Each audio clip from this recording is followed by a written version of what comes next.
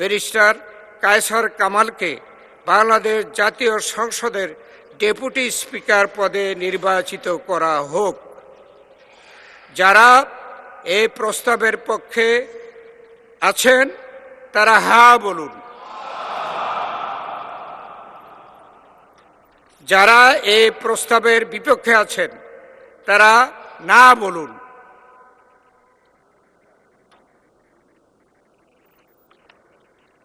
আমার মনে হয় হ্যাঁ জয়যুক্ত হয়েছে, হ্যাঁ জয়যুক্ত হয়েছে, হ্যাঁ জয়যুক্ত হয়েছে। ডেপুটি স্পিকার পদে নির্বাচনের জন্য মাত্র একটি মনোনয়ন পাওয়া গেছে।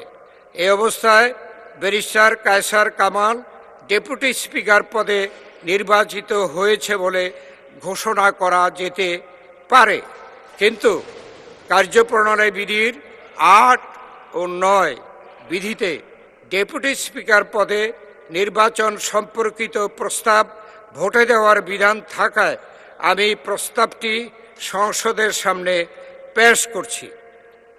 সংসদের সামনে প্রশ্ন হচ্ছে, নির্বাচনী এলাকা ১৫৭ নেত্রকোনা ১ থেকে নির্বাচিত মাননীয় সংসদ সদস্য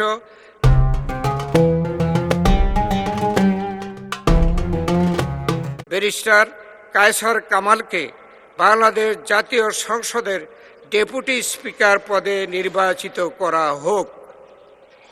যারা এই প্রস্তাবের পক্ষে আছেন তারা হ্যাঁ বলুন।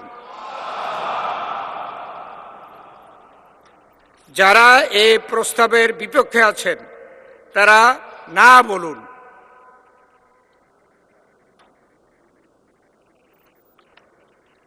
আমার মনে হয় হ্যাঁ জয়যুক্ত হয়েছে, হ্যাঁ জয়যুক্ত হয়েছে, হ্যাঁ জয়যুক্ত হয়েছে।